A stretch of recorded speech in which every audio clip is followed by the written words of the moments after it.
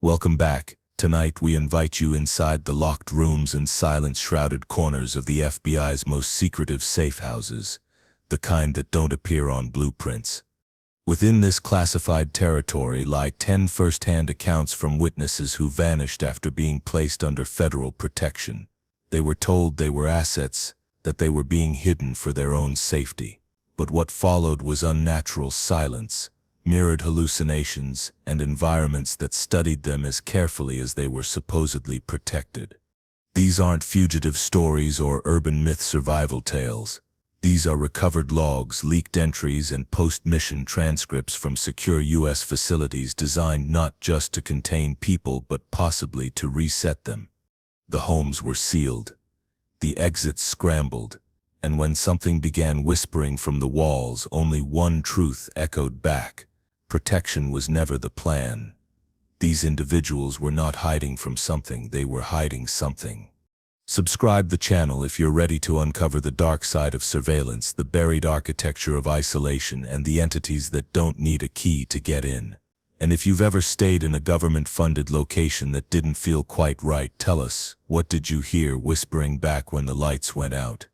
I knew something was wrong the second I stepped into the safe house. They told me it was protocol, that after testifying against a major cartel lieutenant, the kind of guy who didn't make threats but delivered them through severed warning signs, hands, tongues, the FBI had no choice but to relocate me, keep me secure. They brushed it off like it was temporary. A few weeks at most, hidden in plain sight, armed guards rotating shifts. They called it a Tier 2 containment placement. I didn't know what that meant exactly, and they didn't explain. But I pretended okay, nodded like I was fine even though I'd barely slept since the bombing at my old apartment. So when Agent Walker escorted me up the quiet hillside road to a nondescript ranch-style house in rural Pennsylvania, I tried to swallow the anxiety clawing at the back of my throat. That's where it started. The outside was bland, no mailbox, no numbers, just beige siding and blackout curtains. Inside it felt off. The air smelled like bleach and old wood. The carpets were too clean, synthetic and flat like they'd just been installed. The windows didn't open. They had those wire lattices embedded in the glass, the kind you see in schools or detention centers. There were cameras in every corner, even the fucking bathroom. I joked about the cameras. Said something like, "Guess I won't be doing any private business." Agent Walker didn't laugh. He handed me a prepaid flip phone and a sheet with one number on it. "This only calls us. No calls in. Stay inside. Do not try to leave. We will contact you when the extraction protocol advances." Extraction protocol? I tried asking him more what Tier 2 actually entailed, why the security felt so much like a goddamn prison, but he was already walking out, locking the door behind him from the outside. That's when I realized there wasn't even a knob on my side, just a blank metal panel. I was alone, and they locked me in. At first I rationalized it. Maybe they were just being extra cautious. I mean, I'd watched a man get shot in the face outside my old job. The same guy I'd seen stuffing duffel bags into the wall behind the deli freezer. The same guy I overheard talking about flipping the operation up to Canada. I'd given them his name, his contacts, the drop locations. So maybe this was them being safe. But after 2 days, no contact, no check-ins, I started to feel like I wasn't being protected. I was being contained. The house itself was bizarre. The lights were always on. I couldn't find a single switch to turn them off. At night they hummed so softly that it almost sounded like whispering if you weren't paying attention. The fridge was stocked with vacuum-sealed, nutrition label-free meals. All of them bland. All of them are the same. But the worst part? The mirrors. There were 3 of them, positioned oddly. One in the hallway facing the bathroom door, one above the kitchen sink, and the last right across from the bed. Not angled right for use. You couldn't really see yourself clearly, just shadows, outlines. And I swear they weren't sit there the first day. I only started noticing them after I began hearing things. Movement behind the walls, like someone walking barefoot just behind the drywall, sometimes scratching, sometimes rapid tapping, like a finger drumming out a message in Morse. I called the number. No one picked up. Day 4, I covered the hall mirror with a blanket. I couldn't stand how fogged over and distorted my own face looked. But the next morning the blanket was folded neatly on the floor and the mirror was clean, spotless, like it had just been polished. I didn't sleep that night. I took one of the kitchen knives and kept it under my pillow even though I had no clue what I thought I'd protect myself against. It wasn't like someone could just walk in, right? Or so I thought. Day 6, the house changed again. I woke up to the TV in the living room blaring white noise. The screen is just static. No remote in sight. I never even turned it on, but the couch was pushed back. The carpet beneath rumpled like someone had been there. And my door, the inside one that leads to the hallway, had new locks on it. From the outside, someone had added an extra bolt. Even though nobody came in, I would have heard something. Should have. I started banging on the walls, screaming, begging for contact. I shouted into the cameras, flipped off the lenses, demanded to speak to someone, anyone. Nothing. No response. Whatever this place was, I wasn't being watched for safety. I was studying. That's when I did something stupid. I tried breaking the bathroom mirror, smashed it with a can of peaches until the glass cracked. Behind it, no insulation, just a black void, maybe 6 inches deep, and what looked like an eye. Round, artificial, watching. I stumbled back so hard I cracked my head against the sink. When I came to, the mirror was back. No crack, no can, no blood. But my head still hurts like hell. That night I finally got a call, not a ring, just the phone blinking. No number. Just a text that read, "Remain compliant. Phase 2 begins tonight." I didn't sleep, just sat in the corner with the knife and stared at the door, daring it to open. But nothing happened. No agents. No sounds. Until the lights died at 3:12 a.m. all at once, like someone flipped a switch on a grid outside. Total darkness, except for a glow coming from the kitchen mirror. It pulsed, dull and red, like a heartbeat. The air filled with that same off-bleach tang, only now it burned, made my eyes water. The floorboards started creaking in rhythmic patterns like footsteps circling under me.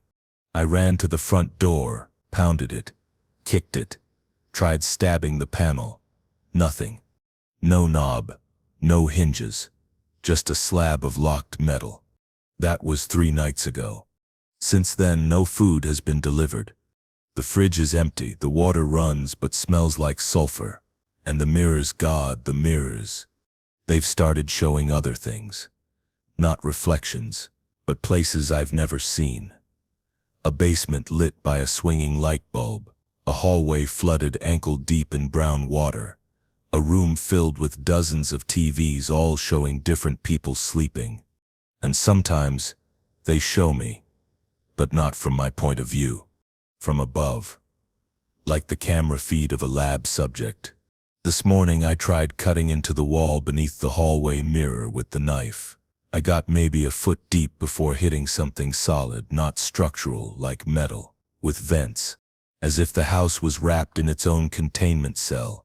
Like I'm not even in a normal location anymore, not underground, not above, just held, caged, studied.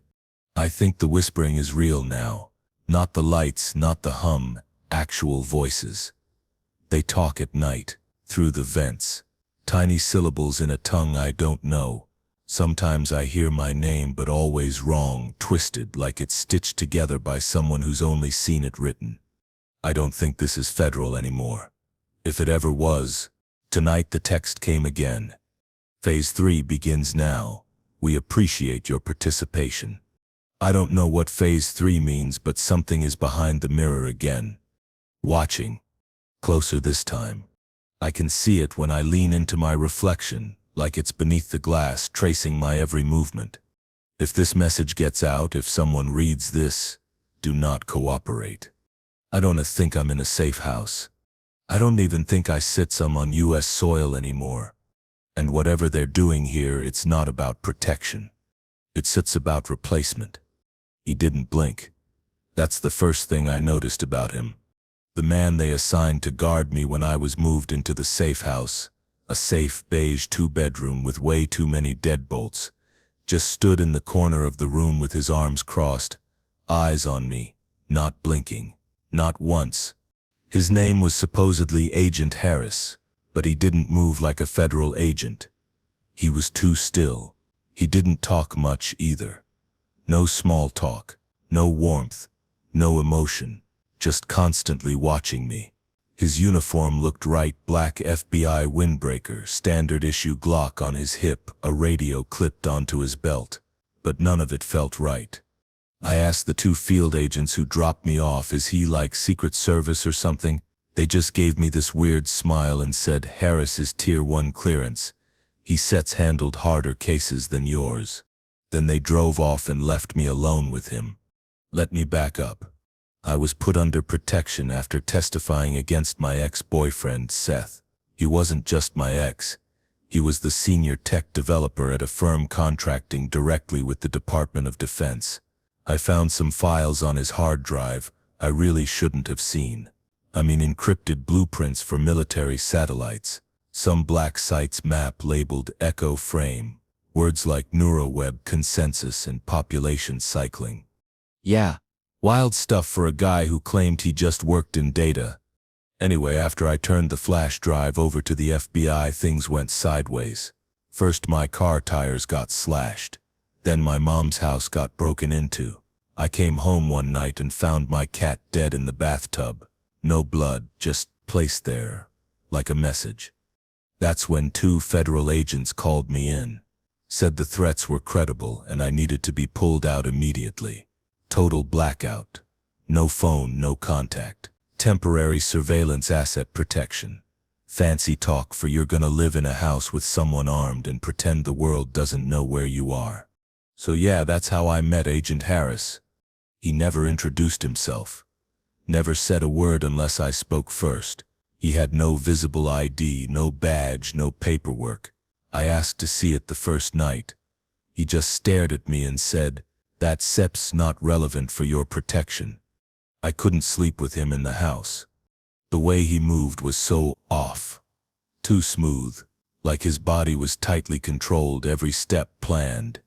A few times I caught him just standing outside my bedroom at night, in the dark, not knocking, not making noise.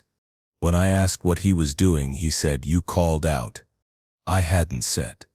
Then the little things started. The house phone, supposed to be a red line directly to the FBI, started ringing once a night, just one ring. At the same time, 3:17 a.m. Every night.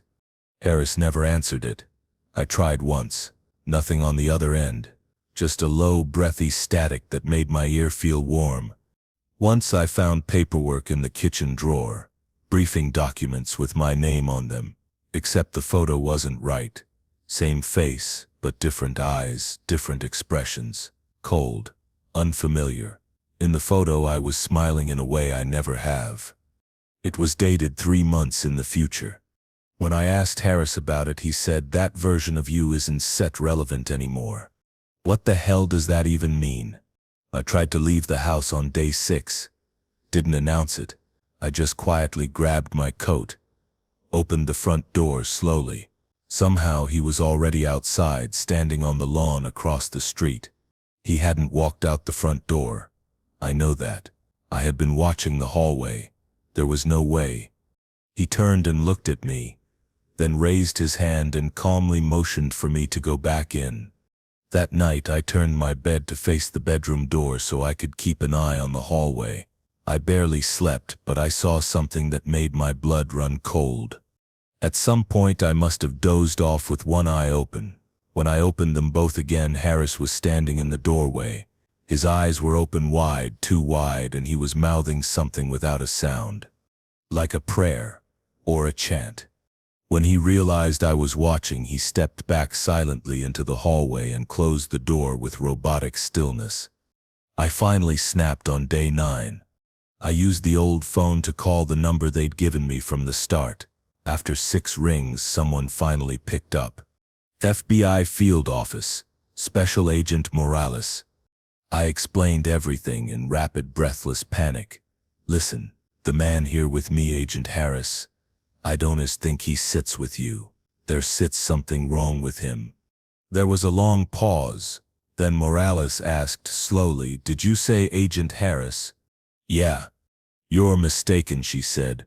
"We haven't had a protective custody detail assigned to your case since day 3. Your handler filed an incident report that you were refusing protection, that you voluntarily disengaged." "No," I snapped. "He sits still here. He sits walking around, watching me." More silence. Then, "We don't have an Agent Harris. There sits no one by that name in your protection log." I dropped the phone and backed away. I turned and Harris was standing in the kitchen. "Just watch me." Again, like he knew the exact second I made that call. His head was slightly tilted. "Who are you speaking with?" he asked. That wasn't set protocol. His tone stayed monotone like usual, but something was different in his face. Like his features were struggling to stay aligned, as if his expression was being held together by something behind his skin trying to mimic normal. That night I didn't sleep.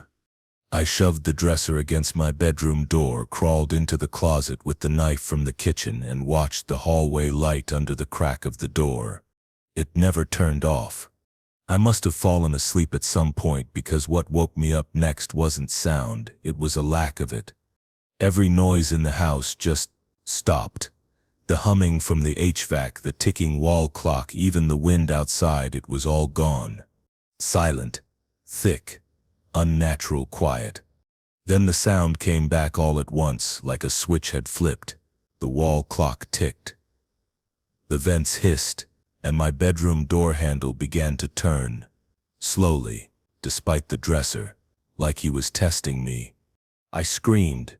The next morning the dresser had been moved aside, like something just lifted it with no effort. My bedroom door was wide open, and Harris sat at the kitchen table eating cereal, like nothing happened. I told him I wanted out, that I no longer consented to this arrangement, that this wasn't legal, that the Bureau knew he wasn't real. His response chilled me more than anything else. "I am not here for your consent," he said. "I am here for stability." Then he smiled, or tried to. "This thing, whatever he is, doesn't blink. Don't sleep. Don't leave. He still walks the halls at night, murmuring things I can almost hear but can't understand." The FBI never came. Not after I broke the kitchen window and tried to scream into the woods beyond the yard. Not after I slashed my own palm to force a wellness check. Not even after I left the phone off the hook for 2 straight days. No one came.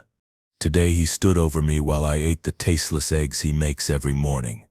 He said, "Now that you've fully adapted, the next operational cycle will begin." I asked him what that meant. He didn't answer. He just stared, unblinking. And for the first time, I swear I saw my own face flicker behind his eyes. They told me the safe house would keep me alive, that no one knew its location outside a handful of federal agents. Clean slate, they said. It sets isolated, secure, temporary. But it wasn't safe, not from whatever followed me. I was moved after what I saw in that diner, a place I'd been working at for 9 years. Simple night shift gig in upstate New York. The kind of place where the coffee's always burned and the regulars never tip. I was just trying to clock out early when a van pulled up outside, headlights cutting through the fog. 3 men got out. One wore a sheriff's uniform, but he wasn't from our town. The badge was wrong. The others looked military, but not right either. No name patches. Blank expressions. And they dragged someone out of the back. A teenage boy, gagged, bloody. They didn't see me, but I saw everything. They took him behind the building. 30 seconds later, gunshot.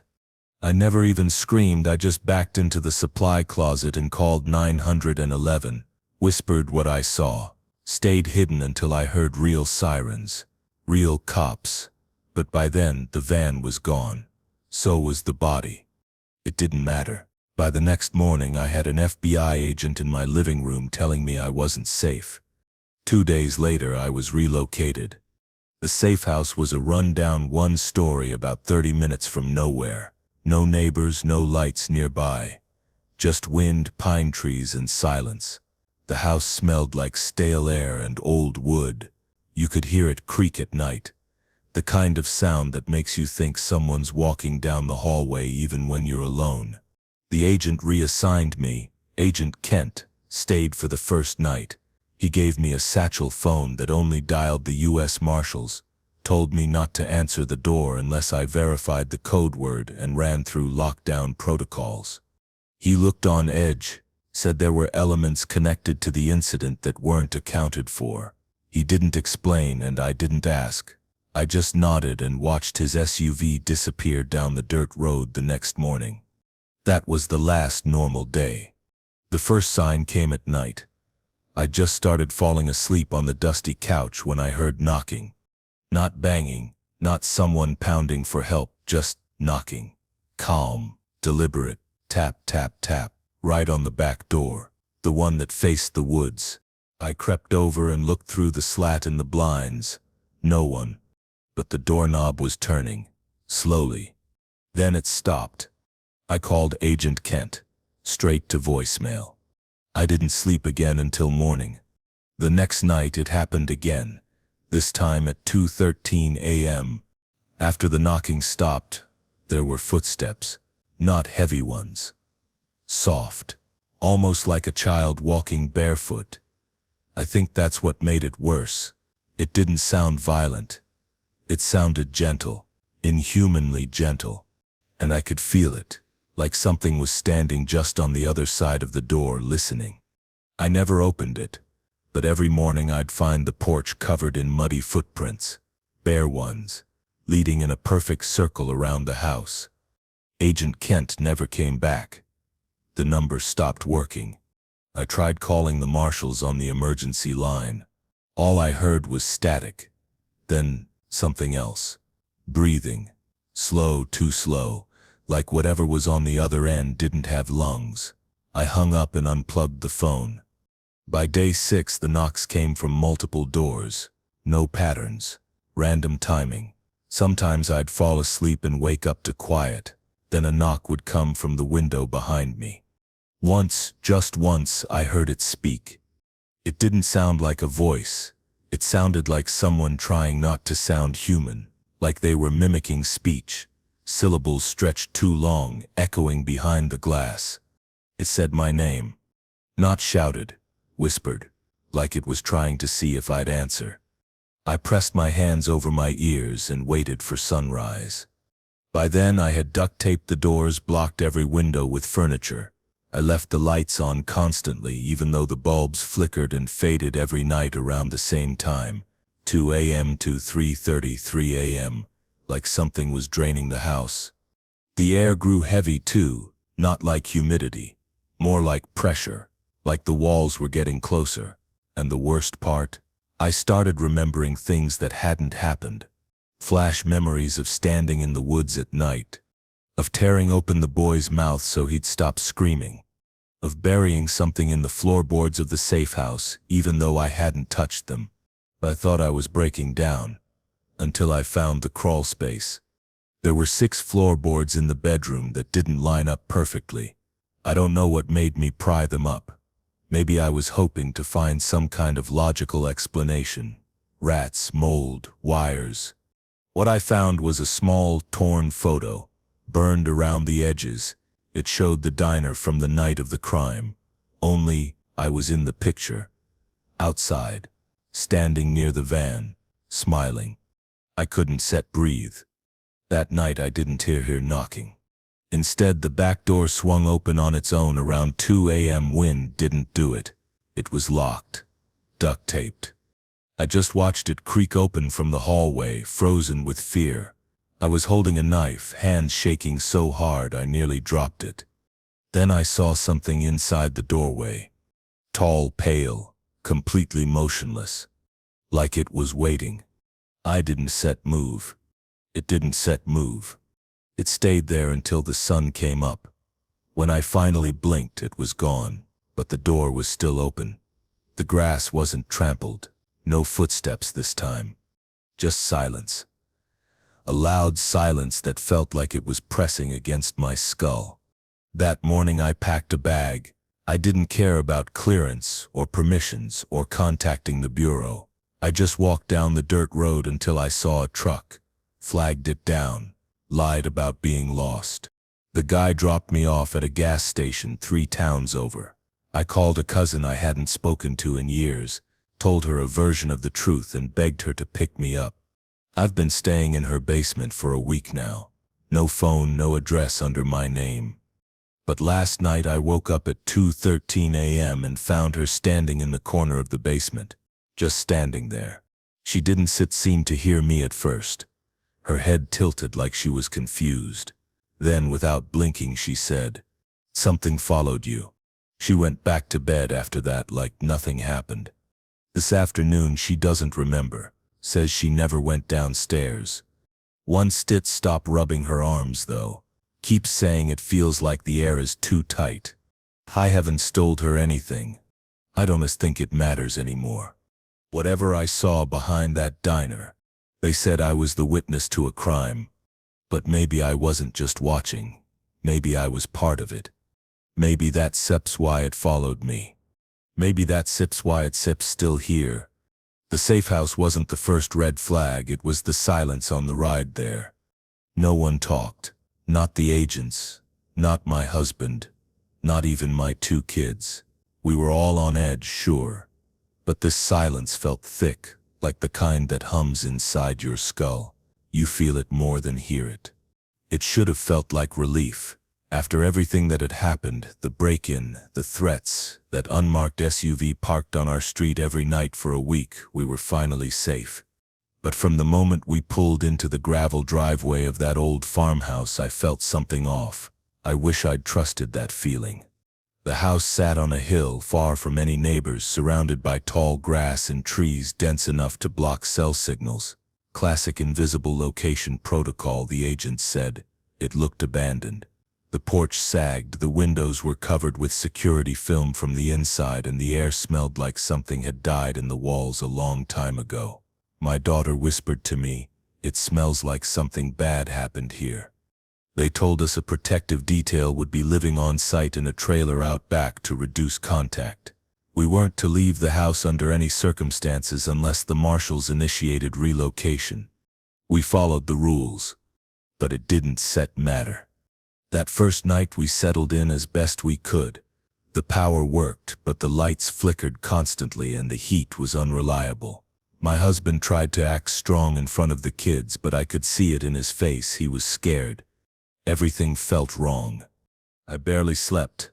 Around 3 a.m. I woke up to footsteps. Not outside. Inside. Slow and deliberate.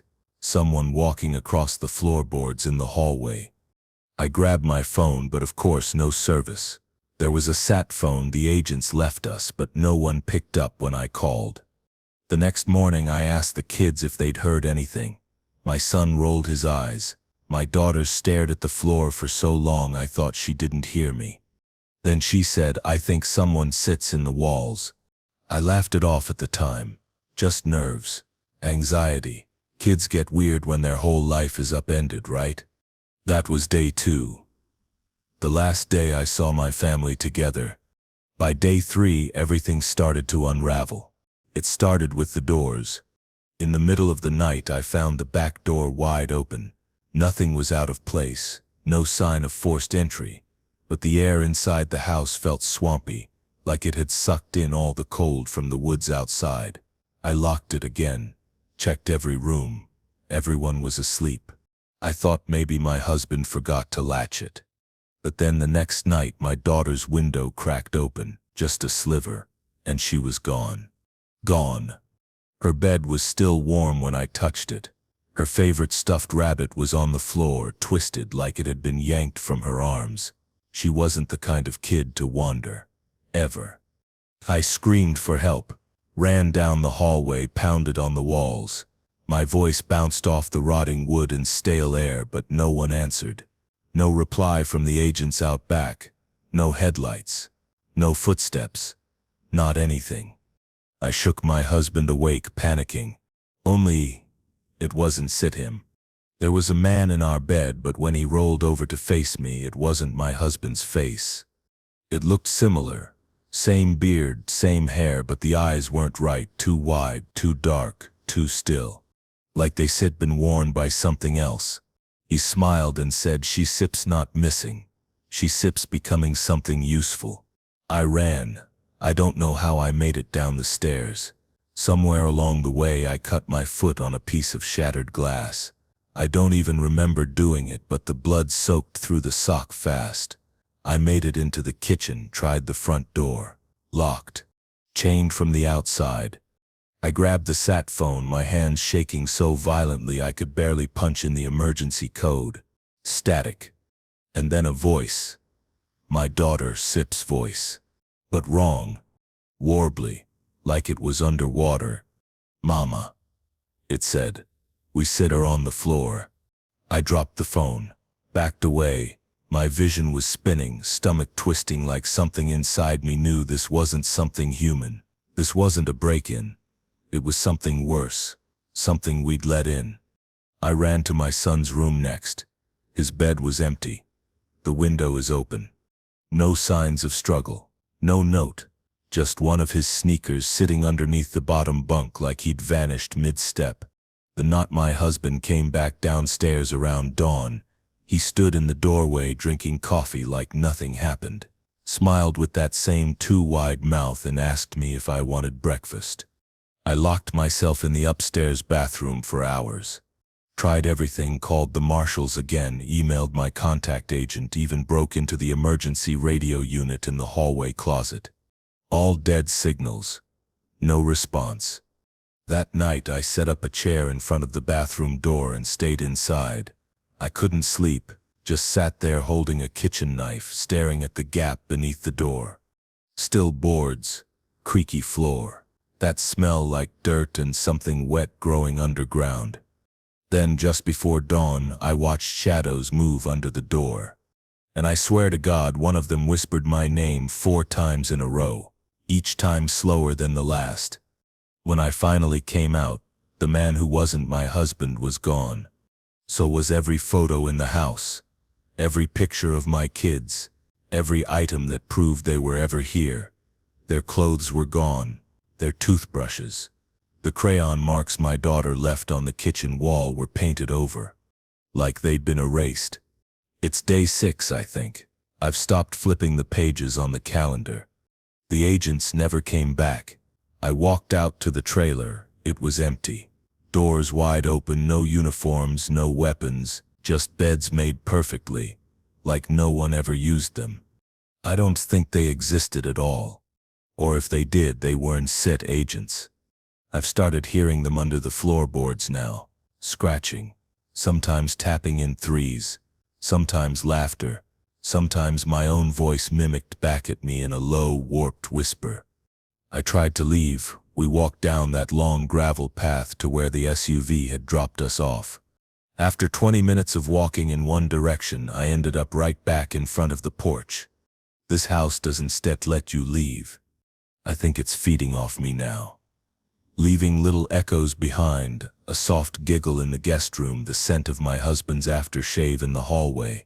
Last night I wrote their names in chalk. David, Ethan, Lily. I woke up today and the board was clean. I don't know if anyone's looking for us. All our records were wiped when we entered protection. No phones, no IDs. It's like we volunteered to be forgotten. All I know is this: I should have never trusted them. The crime I witnessed, I don't think it was human to begin with. And the safe house they put me in, it's not a house. It sets a mouth, and I think I'm still hungry. The first thing Agent Crane told me was, "Don, open the door at the end of the hallway." The house was tucked behind a stretch of overgrown pines in northern Oregon, old and mostly wood with a sagging porch and moss eating the siding. Undisclosed location, they said, low-threat detainment. What they meant was you saw something you shouldn't have and now we're hiding you until they decide if you deserve to live or disappear. I didn't argue. I'd been working the front desk at a tech security firm downtown, low-level clearance, just badges and guest logs, but 2 weeks ago a contractor stormed into the lobby, eyes wide, mumbling something about erasure protocols and visible frequencies. Then he shot himself in front of me, straight through the roof of his mouth. It was too public to keep quiet, but too sensitive for open investigation. I gave my statement, handed over my security footage, and 4 hours later, 2 agents showed up to temporarily relocate me. That's how I ended up in the house.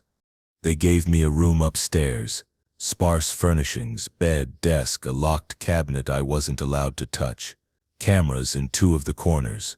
It felt more like detainment than protection, but I said nothing. The unease started that first night. There were 2 agents assigned to me, Crane and Rojas, both in their early 40s, always armed, stone-faced, like this wasn't their first trauma babysitting gig. I noticed early on that they would rather sleep on the pull-out cots in the living room than take the empty bedroom at the end of the hallway. I asked once during dinner what seps with the last room. Crane didn't look up from his food. Rojas set her fork down too slowly. Then Crane said, "Just don't open it." No explanation, no follow-up. And when I peeked down the hall later that night, I saw the door was secured with a thick metal latch, bolted externally into the frame, like someone wanted to keep something in. I should set to ask more questions. I didn't set in. Not until the noises started.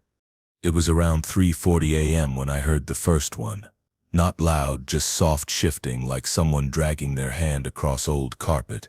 At first I thought maybe Rojas had gotten up for a drink until I heard the latch on the door at the end of the hall click, then slowly rattle, like someone was turning the knob from the inside. I held my breath. The sound stopped. 8, maybe 9 seconds of silence. Then a sharp knock. Once, like it was announcing itself. I didn't sleep after that. The next morning, Rojas was making coffee like nothing had happened. I asked her if she'd heard it. She didn't look up, didn't even pause, stirring her mug. "It knocks sometimes," she said. That was it. Days passed like sludge. Same routines, same isolation. Crane stared at the TV even when it was off. Rojas took notes in a pocket-sized notebook and burned each page afterward in a small ashtray in the kitchen. And every night that door would rattle, shift, knock. Exactly once, always around 3:40. I started asking more direct questions. If something sits inside, then why not relocate me somewhere else? Crane replied with, "It doesn't bother you unless you engage." I asked what it was. He didn't respond. Later that night, I noticed Rojas moving the kitchen chairs in a circle around the entrance to the hallway. Quiet. Like she was doing it out of habit. Like it wasn't her first safe house with a door you don't open. Another night, I got bold. Walked down the hallway and leaned in close enough to hear what was on the other side of the door. Nothing. Then breathing. Deep, slow, familiar in a way that made my stomach twist. I stepped back. It knocked again. I never told them I'd gone near it, but the next morning the latch had a new padlock. Fingerprint protected. Rojas gave me an extra mug of coffee but never said why. That should have been enough to keep me away. But my dreams got worse. Dreams of being inside that room, of hearing agents outside the door whispering my name while I clawed at the walls, of static pouring from the ceiling like rain, and of someone else's voice inside me pushing my own thoughts out of the way like furniture. I told Crane about it. He just said, "You are only dreaming things that want to be real." By the 8th day, I was unraveling. My reflection didn't always move when I did. Sometimes I'd catch it breathing even when I was holding mine. The cameras blinked at random intervals. Once, just after midnight, I saw someone standing at the end of the hallway on the monitor, grainy black and white feed. No features, just the outline of someone tall, unmoving. When I looked in person, nothing. But the door was wide open. I screamed for the agents. By the time they got upstairs, it was locked again, the bolt untouched. Rojas checked my pupils like I'd taken something. Crane took his gun, and for a sickening moment I thought he was going to put me down like a rabid animal. Instead, he locked his jaw and said, "We're requesting extraction, you compromised contact." I begged them to tell me what was in that room. Crane finally broke. He said it wasn't supposed to be there, that it wasn't from anywhere. It had imprinted on an agent during an older operation and couldn't be removed. That most locations full of classified entities are sterilized afterward. But not this time. This time they chose containment. It didn't need food or water, just attention, contact, recognition. Eye contact is escalating, Rojas added. It wants your awareness. They told me to sleep on the couch in the living room for the rest of the stay. No more hallway, no more privacy. I nodded, agreed, took my blanket and curled up near the TV. That night the knocking started again, but louder. I didn't move. Then came a whisper. Not from down the hallway, from behind the couch. It said, "You opened the door in your dream." That was enough. I turned around and no one was there, but I heard the latch give out. The unmistakable sound of dead metal sliding free. Crane and Rojas didn't wake up. They sat upright on their cots, alert, but not moving, paralyzed, their faces frozen in glassy stares, eyes wide but unfocused. Then I saw it. Not a person, not a shape, a shade, like something burned its outline into my vision but left no edges. The air around it crackled, tiny lines sparking like TV static. It moved toward me without crossing distance, like it appeared closer each time I blinked. I tried screaming. Nothing came. The next morning I woke up on the kitchen floor. No sign of the agents. No cots, no duffel bags. Not even their scent was left behind. The hallway was dark, taped off with strips of mirrored foil that hadn't been there the night before. The door was gone. Not locked, not sealed, just gone. Part of the wall now. I waited for someone to show up. Hours passed, days. I found food in the pantry, cans labeled in block code, no brands, no expiration. Then I heard my own voice coming from the empty hallway. It said, "It's your turn." I don't know how long I've been in this house now. I can't tell what's outside anymore. The windows stop showing real things. Sometimes they show cities made of glass or oceans that flash like coded signals. Sometimes just a room that looks exactly like this one from a different angle. I haven't opened a door in days, but I hear knocking every night. And it's closer now. I started hearing the whisper on my second night in the safe house. It was around 3 a.m. I remember exactly because I just glanced at the microwave clock, those pale green numbers glowing in the dark kitchen. That empty, suffocating silence in the room was broken only by the dull hum of the refrigerator, the kind of silence that presses against your eardrums until you're sure it's trying to say something. I couldn't sleep. I kept shifting on the fabric couch they stuck me on, itchy springs grinding into my back, heart racing. I was off-grid now, living in a place the FBI refused to map out loud.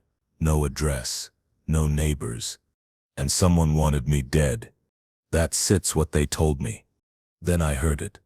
My name, whispered, slowly, deliberately, right behind the wall, like someone was crouched down behind the drywall, lips pressed flush against it.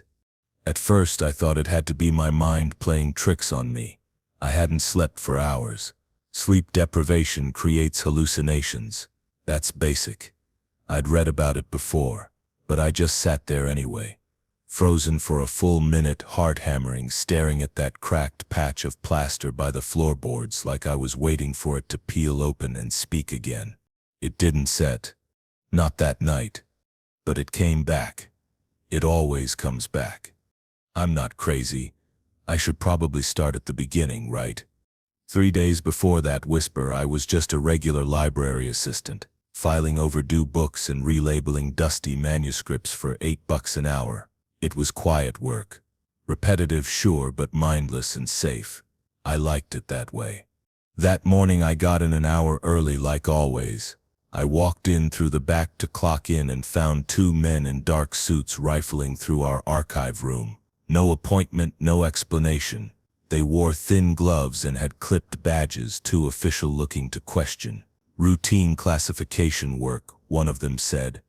His smile didn't reach his eyes. I wasn't supposed to look, but one of the folders had fallen off their rolling cart. It was labeled Immeror Cold, Asset 32A. Don't ask why I opened it. I guess I was stupid. Or nosy. My fingers moved before I could second guess. Inside were surveillance photos. Not edited. Not deep fakes. People caught on CCTV, security cams, gala footage. All with these shadowy figures standing quietly behind them. Just out of physical reach. But clear. Too clear. Some of them looked like they were staring at the cameras. I flipped maybe 8 pages before I was shoved to the floor and cuffed. No warning shout. No stop. Just steel on my wrists and a voice in my ear asking calmly, "How long have you seen them?" They took my phone, hauled me to a van, brought me in for an overnight interrogation. I expected threats, maybe even a cell, but instead I got a question that sits burned into me. Have you ever spoken to your reflection? I laughed. I thought it was a joke. He didn't set. They released me the next day. No charges, no record. They told me I was lucky, but I couldn't go back to work. Couldn't go home. For your safety, they said. Relocation. After that, it all moved fast. They drove me straight to a remote property outside Harrisburg, Pennsylvania. No town signs, no mile markers. Just woods, fog, and a long gravel road to a flat gray cabin. A 1-story box with dust in the corners and air so thick it felt hard to breathe. The windows were nailed shut. Every one of them had a deadbolt. There was no agent in the house with me, just a 2-way radio that played nothing but static and a satellite phone in a metal box I wasn't supposed to use unless it was an emergency. I asked who sit'd be guarding me. They said be close, I was told. No names, no faces. Then they gave me a laminated card with 3 rules. Do not leave at night. Do not speak to them through the walls. Do not acknowledge the knocking if it doesn't repeat exactly 3 times. At first I assumed this was some kind of behavior test. Stress evaluation. Like they'd left me here to see if I'd lose it. And that whisper. Part of a sound system hidden in the walls, right? Gag tech. Some covert stress simulation. But then it said my name again. First, middle, last. Clear, soft. And then it asked, did you see us in the file? I stopped breathing. The whole room felt charged. The kind of electricity you smell in the air right before a storm hits. It raised goosebumps up my arms. My skin buzzed with it. I waited, frozen, staring at the wall, but the voice was gone. No drills. No agent coming through the door with a laugh and a clipboard, just silence, thick and pulsing. I checked the wall the next morning, knocked along every inch with my knuckles. Nothing, just weak drywall and moldy insulation. Too dry for rats, no vents nearby. I wrote it off, again. I had to. Then the whisper came back. Same time, around dry Fumpsen a punked mun. But this time it said something different. You brought us with you. That one stayed in my head. By day 5 it stopped waiting for nighttime. I was boiling potatoes late afternoon, real solid quiet time, and right there, right next to my left ear, it said, "There's something behind you." The knife almost slipped from my hand, but I didn't turn around. That became my rule. Don't turn, don't look. If I ignored it, maybe it would go away, like eye contact gives it permission or something. Folktales are built on stuff like this, aren't they? Reflection spirits, shadow watchers, Bloody Mary, all that. Don't say their name. Don't acknowledge them. That just makes them more real. Then the knocking started. 3 deep, cold knocks. Around 3:17 a.m. every night, exactly 3. It came from the unused guest room at the end of the hallway. I'd never gone in there. The door was always closed. But that night, after the 3rd knock, I stood up. I don't know why. I walked down the hall and opened the door. The room was empty, except for the smell. Rust and sweetness. Hot iron and overripe fruit gone bad. The closet door was cracked open. I don't remember opening it. And inside, there was something. A shape. Not a person. Not really. A figure of static. My brain couldn't process it. Too tall, arms wrong, movement like a corrupted video file. My eyes watered. My balance wobbled. And then, behind me, close it. I turned. No one. The static pulled forward slightly. I slammed the door and ran. I've been sleeping with the lights on ever since, eating whatever crackers are left in the cabinets, duct taped the windows shut, piled furniture against every door. The phone in the emergency box, I tried it again. Just static, but between the noise there it was, breathing. Not human either. Slow, wet, like air being pulled through jelly. Last night it didn't speak in riddles. It whispered my dreams. Things I don't even remember fully until it says them, like you pulled out 12 teeth. But they were too small to be yours. Today there was something new. A phrase etched above the couch in the living room, finger width carved into the plaster like nails scraped it slowly. We sat not behind the walls anymore. I didn't put it there. And now the knocking comes from inside the living room, circling the couch. Low, dragging feet. A weight in the air. More whispers.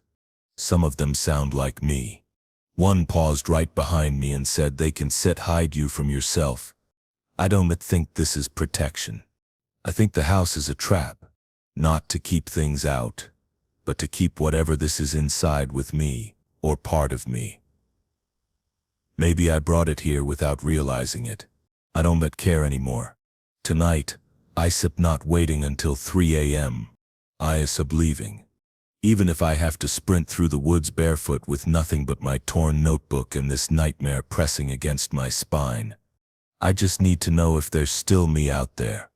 Because now when I speak out loud, the walls finish my sentences before I do. I don't think I was supposed to make it this long. They said the safe house was for my protection, that it was standard protocol for witnesses in sensitive federal cases. But nothing about this house feels like protection. It feels like I was left here to disappear, to fade out in isolation, like some forgotten file in a shut-down database. And I think the reason why is because I saw something I wasn't supposed to, something even they don't know how to explain. 3 months ago I worked night shift security at a data facility in Virginia. It wasn't glamorous. I basically watched 6 monitors and drank vending machine coffee to stay awake. My job was to log anomalies, anything unauthorized or out of pattern. At around 2:14 a.m., the cameras on sublevel 3 lost visual. Not glitched, not static, just absence, like the light itself had been removed from the footage. Then the screens lit up again for 5 seconds, long enough for me to see a group of people, 6, maybe more, standing perfectly still in the main server room, staring straight at the camera. There was no record of those people entering the building. No doors had opened, no alarms had been tripped. And the thing is, they didn't look wrong, but they didn't look right either. Too symmetrical. Unblinking. One of them had their hand pressed against the screen of the server mainframe like they were touching it through my monitor. Then the screen cut. Gone.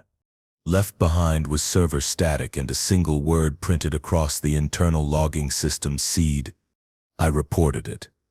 I followed protocol. By the time the investigation team arrived, the system logs were wiped, security footage overwritten. 2 hours later, 3 men in black suits pulled me from my station. No explanation, just orders. They told me that for my safety I said be relocated, an off-grid protection asset, which is how I ended up alone in this place, miles away from anything. It's a single-level house tucked between steep hills and rotting woods. No nearby roads, no cell service, no Wi-Fi. One working landline that dials a number they told me only connects to my handler. I've called it 6 times. No one's picked up. The house smells like damp wood and mothballs. There are 3 rooms, a bedroom, kitchen, and what they called the observation room, which is basically a small office filled with old telecom equipment and a wall of dusty screens. I'm not allowed to touch any of it. Just sit tight, they said. You'll be contacted for a debrief soon. That was 17 days ago. I haven't had physical contact with a soul since 2 agents dropped me off at the door, left supplies in the entryway, and drove off without saying a word. Just a quick glance back through the rearview mirror, like they felt guilty, or maybe scared. The first night I barely slept. It wasn't the quiet, it was the air. Not natural. It felt too still, like I was being recorded, even in silence. I thought something weird was going on when I found the basement. They never told me there was one, but the floor creaked near the kitchen in a weird way. So on day 3, I moved the table and pulled up an old rug, and there was the trap door. Metal latches, no handle, bolted from both sides. Like it was meant to keep something in. Ever since I found that door, I can't sleep more than an hour or 2. I keep waking up in a sweat, convinced someone's standing behind the curtain, or behind the mirror, or beneath the floor. I started hearing things on day 6. At first it was the radio, the one I didn't realize worked. It was off, display dead, but I heard it bleeding static at 3:12 a.m. I got up to check, and suddenly there were words stitched into the noise. Faint. Twisted. And then you stare, not the first. I thought maybe some kind of encrypted signal was bleeding in from outside sources. I tried reporting it, but the phone just rang and rang. Then around day 11, someone knocked on the front door. 3 gentle knocks. At night. No car. No footsteps. No flashlight. Just sudden knocking and silence afterward. I didn't move. When I went to check 10 minutes later, the doorknob was wet. Like someone had held it with a shaking hand, trembling hard enough to sweat through their skin. Then I found the box. I was cleaning out one of the overhead cabinets, and it was just sitting there right behind an old can of soup. A black plastic lockbox. No key. I opened it using a screwdriver. Inside were photos, documents, a list of previous residents in my same position, code names, bio summaries, facial IDs. Every one of them is assigned to this exact same safe house. Not one record of reassignment. Not one transfer. Just a final stamped page at the bottom of each file that read case closed, asset reintegrated. But here's the thing. Reintegrated was handwritten, different ink, different handwriting. Some files had red smudges on the corners, like rust or faded blood. One photo showed a guy sitting at the kitchen table in this house, but there was something standing behind him, barely visible in frame, like a shape or smudge distorted by motion blur. They never mentioned an agent staying with me, but sometimes at night I still hear footsteps pacing above me. There sits no upstairs. Last night I found a note slid under my pillow while I slept. Dawn set think. That's how it starts. I didn't write that. I know I didn't. I haven't let go of the only pen in this house for 4 straight days. I keep it in a loop of duct tape tied around my wrist. The ink matches nothing here. I've been trying not to panic. Harness it. But whatever this is, it's not just neglect. It's containment. I think I am buried out here. I think they drop me in a place where people like me end up when they see too much, when they catch a glimpse behind the curtain and realize that not everything that stares back is accounted for in their briefings. Sometimes I sit in the living room facing the radio and I swear I feel pressure on the cushions next to me, like someone's sitting there just watching. The TV turned on last night. Static, then flashes of surveillance footage. Me inside this house filmed from angles I can't account for. Some footage I don't remember living. In one clip I'm standing at the basement trap door with blood on my sleeve. I haven't set open that door. Not yet. But I think whatever's behind it used to be someone like me. This place isn't set a safe house. It sets a vault. Not to keep things out, but to keep things in. Things that saw too much. I heard too much. Remembering the wrong things. Saw whatever was in those sub-level cameras and didn't have the decency to forget. I think I've been left here to be erased. Not by bullets or silence, but by something crawling just beneath reality waiting for me to let it in. I stopped speaking this morning, just in case it can imitate voices. I don't know how much more I can take. The static's louder now. The whispers are back. The reflection in the bathroom mirror doesn't blink when I do. And the trap door, it rattled last night. Not loud, just soft, enough for me to feel it in the soles of my feet. Someone whispered, "We're ready," through the vents. They said the FBI put me here for my own protection. But now I know the truth. I think they put me here to bury it, to let it finish what it started. And I'm starting to forget what life looked like outside these walls. The cameras are lying. I don't care how crazy that sounds. I know what I've seen and I know what I haven't. And what's showing up on the cameras isn't real. Or maybe it's worse than that. Maybe it is real, just not in this world. They put me in this FBI safe house 3 weeks ago. 20 days, give or take.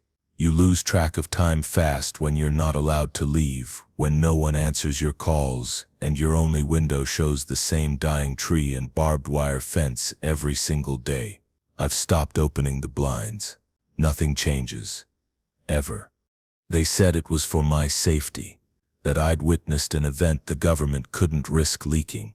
That I'd seen something I wasn't supposed to. Classic Fed language. They never told me what it was, probably because even they didn't know.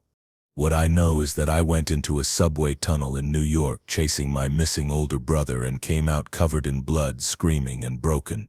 They picked me up off the ground 2 blocks from the entrance. The tunnel didn't even exist on the city's plans anymore. They said it had collapsed in 1986. But I remember what I saw down there. Or at least, I remember the sound. And now they've got me living in this house monitored 24/7, every angle covered. The whole place is wired with cameras, kitchen, hallway, bedroom, even the damn bathroom mirror. Every room has a little black dome in the ceiling with a pinhole lens behind mirrored glass. There's also a central monitor room locked, but I popped it open on accident once when the lock didn't click behind an agent. That's how I found out. They left the monitors on while they were out doing God knows what. 4 glowing screens, each labeled for the corresponding room. For the first few minutes, everything looked normal. Empty bedroom. Check. Kitchen. Fine. Hallway. Still. But the bathroom. I was sitting in the living room. I know that because I could hear the floor creaking with every anxious step I made between the couch and the kitchen. But the bathroom camera showed someone standing at the sink. Not me. It looked like a woman, head tilted toward the mirror, thin, pale, wearing a hospital gown open in the back, hair wet hanging over her face in clumps. She was frozen there, staring into the glass. Her mouth moved occasionally like she was whispering to herself. And here's the part that rattled me down to the bone. Her reflection. It wasn't moving. It held still, eyes wide, mouth parted, staring outward. I stared at the monitor for 5 full minutes, shaking. Then it flickered. Just flickered. And when the screen came back, the image had changed. There was no one in the room. Lights off. No movement. I walked to the bathroom myself. Took me a solid 30 seconds just to open the door. It was dark, empty, cold, like no one had even breathed in there for days. I turned on the light, checked the mirror. Normal, no condensation, not even a smudge on the glass, no hospital gown resting on the floor, no footprints, no air that suggested her breath had fogged the surface even once. Still, I felt it. Something. Like the mirror remembered her even if the room didn't. The next day I asked my assigned agent Garrett if the cameras were just for live viewing or if they recorded. He tilted his head like I said asked something weird, then said, "You're not being surveilled, you said being secured. Whatever that means." He never answered my question. That night I couldn't sleep, so I did something stupid. I snuck back into the monitor room. Couldn't help it. Curiosity was gnawing through me like an itch in the brain. And the screens, they weren't just showing weirdness anymore, they were showing me doing things I hadn't done. One screen displayed the hallway where I saw myself walking slowly, barefoot, dragging my hand across the wall like I was blind. But I was right there in the monitor room watching it happen. Another feed showed me sitting in the kitchen, cutting into my own arm with a fork. I could see the way my face twitched, not in pain but in interest, like I was studying what was beneath the skin. But I wasn't sit in the kitchen. I wasn't bleeding. Yet. When I blinked, the image flickered and went back to normal. Kitchen, empty. Bedroom dark. Hallway still. I ran back out and checked every room. Nothing, just silence and the hum of the fluorescent lights. I tried calling Garrett's emergency line on the wall-mounted sat phone. No answer, not even voicemail, just nothing. It didn't even ring. The next few days blurred together. I barely ate. Slept maybe 3 hours max, and even then I kept jolting awake, gasping, always from dreams that felt too tactile, too real, dreams of being underground, dreams of seeing myself from across a concrete hallway, crouched on all fours like an animal, whispering things into the dark. The whispering started next, first from the bedroom walls, then the kitchen, sometimes from the vents. Low female voice. Familiar cadence. And the worst part? It wasn't set whispering to me. It was whispering about me. "He Sep's watching," it would say. "Not long now. Almost ready." I stopped looking in mirrors altogether after day 12, not even out of fear, out of self-preservation, because the figure, the woman, or whatever it was, started appearing more clearly on any reflective surface, not just on camera now. Stainless steel, water on the floor, the microwave door. I'd open the freezer and see her face staring back from the frost, expression slack, mouth forced into an open grin like her skin was just barely stitched over, something grinning wider underneath it. Around that time, the layout of the house started getting weird, subtle stuff. The hallway felt longer. The bedroom door had 3 hinges instead of 2. The kitchen window now had bars on the outside, even though I swore it didn't before. Day 15, I wrote down the floor plan as I remembered it and walked the house with the paper in hand. Nothing matched. Rooms are the wrong sizes. Furniture subtly moved. One wall in the living room felt warmer than the others, like a heater hidden inside, humming constantly. I went into the monitor room again. All screens black. Waited. Eventually they powered up again on their own. Instead of the rooms, they showed tunnels. Damp, concrete tunnels with rusted rails and dripping ceilings. The lighting buzzed overhead like flickering gas station fluorescence. My heart turned to lead. It was the same place I'd found my brother, the place they told me never existed. And in those tunnels, the figure from the bathroom camera was walking hand in hand with me, my double. Matching haircut, same sweater, but that thing's face didn't look like mine. Not really, like something was wearing it wrong, stretched too tight. I haven't touched the monitors since. I haven't told anyone. I realized it too late. I'm not here because I saw something dangerous. I was put here so it could find me again. I think the cameras don't record what's happening, they record what's about to, or what already happened somewhere else. Some other version of reality bleeding through the feed. A few minutes ago I heard knocking. I checked the monitor on a hunch. The camera showed me opening the front door. But I haven't moved. Not yet.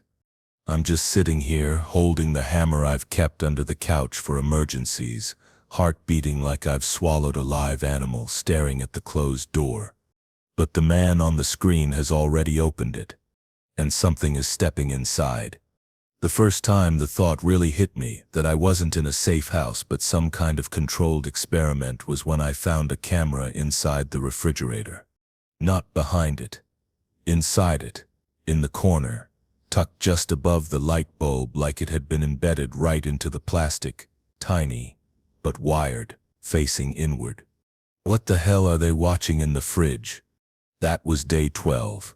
Before that, I'd been trying so hard to believe this was still about safety, witness protection, temporary isolation. I'd seen something I shouldn't have at my job, called it in, and the feds were doing the whole need-to-know thing. No contact with outside parties, no electronics, no leaving the premises. They brought me to this off-the-grid property in northern Idaho with blackout blinds, locked doors, and a radio that only played static. The house looked normal enough at first.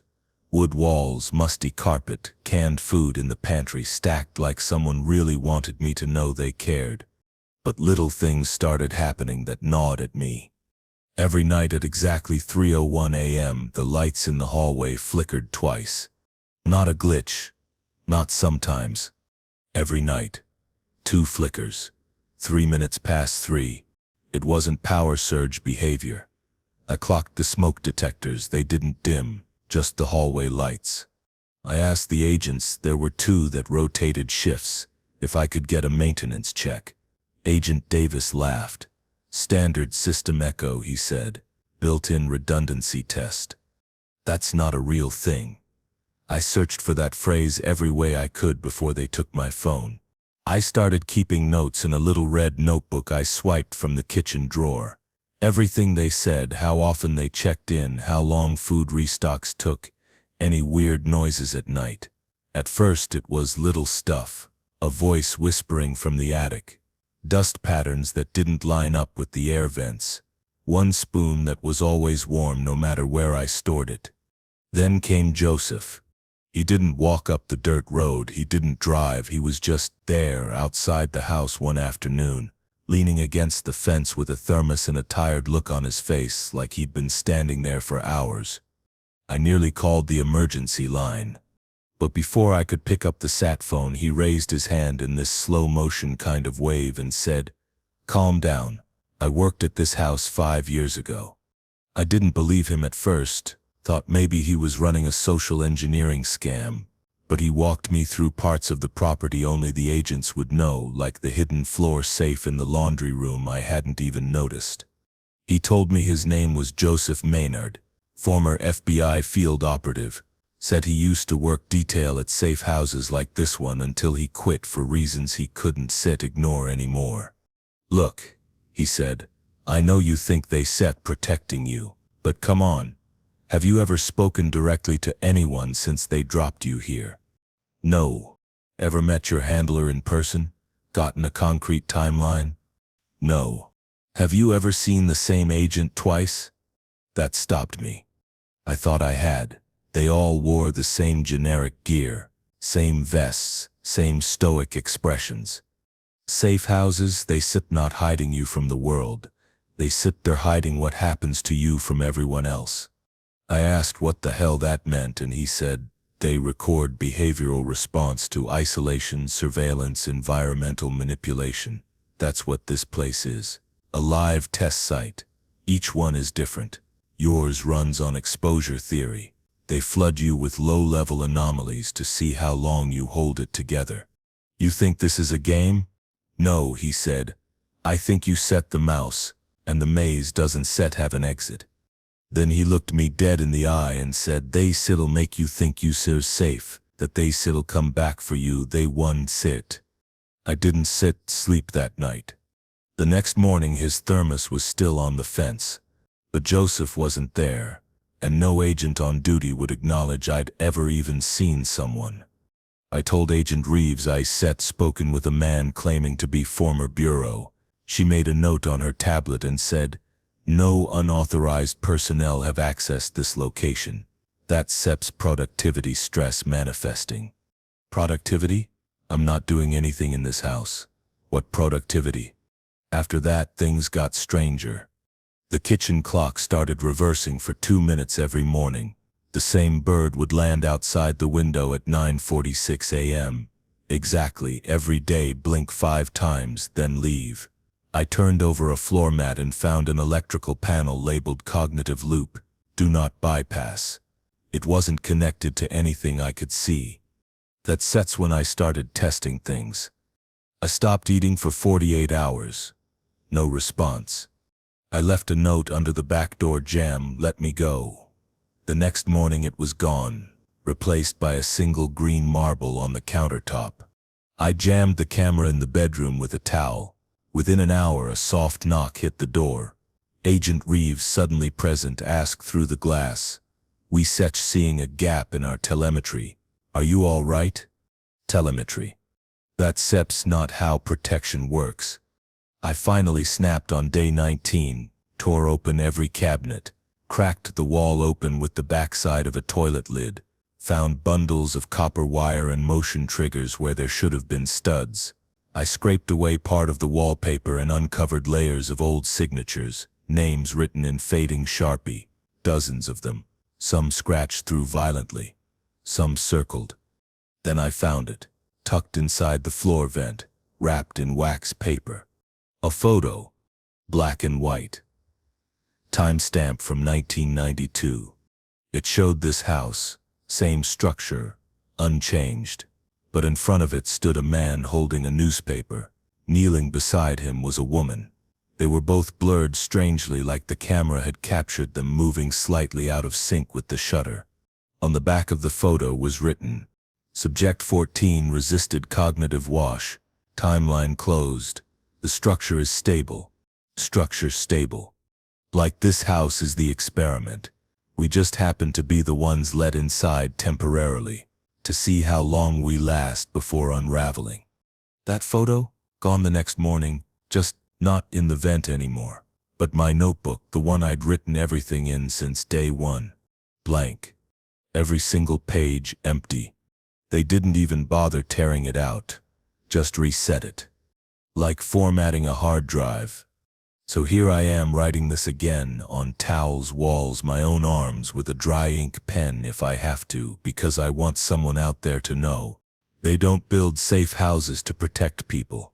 They build them to study us once we've seen too much. There's something in this house with me. I know that now. Not a person. Not even a sound. Just a frequency I can feel behind the drywall, like pressure waves pushing through my skull. Earlier tonight, the hallway light blinked twice. As always, 3:01 a.m. But then it flickered a third time. And that's new. They're watching me react right now. I bet this is another variable, another switch on a chart, being ticked in some underground lab 6 states away. So here sips my message to the next person locked in this house after I sip ain't gone. You said not here for protection. You set here to become a number. And once they have all the data they need, they shall reset you too. I didn't think anything would be worse than running from someone who wanted to kill me. For 2 months I lived in fear, triple-checking locks, sleeping with a kitchen knife under my pillow, jumping every time my phone buzzed. And when they finally caught him, Zach Dillon, when I saw him in shackles and orange, his face still smiling like he knew something I didn't, I actually thought it was over. That's what the FBI told me. They said I was a high-value witness, that Dillon had ties to something, they wouldn't say what, and until he went to trial, I needed to be placed in protective custody. I asked them if they had to drag me halfway across the country to do that. The answer was yes. They called it a Tier 1 isolative placement, which sounded a lot like WISA, putting you in the middle of nowhere so no one even remembers you exist. The safe house was in rural Montana, like really rural. They drove me 4 hours past any place with cell service or lights, up winding roads that crumbled at the edges. There were tall pines and thick fog and the kind of silence that isn't peaceful. It's dead. The house itself was just a log cabin chained shut from the outside with reinforced metal shutters over every window. One landline. No Wi-Fi. No phone. The closest neighbor was probably 50 miles down a mountain. "You'll be safe here," Agent Vaughn said. Before I could even finish unpacking, they were driving back down the mountain. No guard detail. Just me, a pile of non-perishable food, and a lingering echo in my head of Zach Dillon laughing during the arraignment as they dragged him out of court. The first night I thought I heard someone walking outside. No wind, just the creak of snow-packed wood along the porch. I turned off every light and crouched behind the door, heart racing. No one knocked. No footprints in the morning. Maybe paranoia had followed me here. Maybe I couldn't feel safe anywhere, even if I was. Then strange things started happening. It began with the door. I'd lock it at night. Deadbolt, chain, latch, triple-checked. But I'd wake up and find it cracked slightly open. Not wide, not like someone had barged in. Just ajar, like they wanted me to know they could get in whenever they wanted. Twice I found something new sitting near it. First it was a pine cone. Clean, dried like it had been placed neatly. The second time it was a metal coin I'd never seen before. Old, scratched, with no marking I recognized. No country. No face. Just a faint symbol like a circle inside a square. I tried calling Agent Vaughn's number. No answer. Just a droopy voice recording instructing me to leave a location code. I left one. No one ever called back. And it got worse. Every night I'd begin to hear noises from inside the cabin. Not loud. Just little things. Ticking. Breathing. Something brushing past the edge of a wall. Once I could swear I heard whistling coming from the crawl space under the floorboards. I didn't even know there was a crawl space. I pulled the rug in the living room aside, and there it was, an old sunken door hammered shut with rotting nails sealed around the edges with dried wax. Why would the FBI put me in a place like that? The next day I called again. Still no answer. That night I set up a camera. I had an old GoPro, no signal, but it still recorded. I set it to motion detect and aimed it toward the front door. I was starting to feel like I had to prove this wasn't all in my head, like maybe I'd finally get some clarity. What I saw the next morning made me drop the GoPro. At 3:11 a.m. the door opened. The lock didn't turn. The chain didn't move. It just opened. And something stepped inside. But I couldn't see it, not visually, like the camera lens didn't register it as a shape.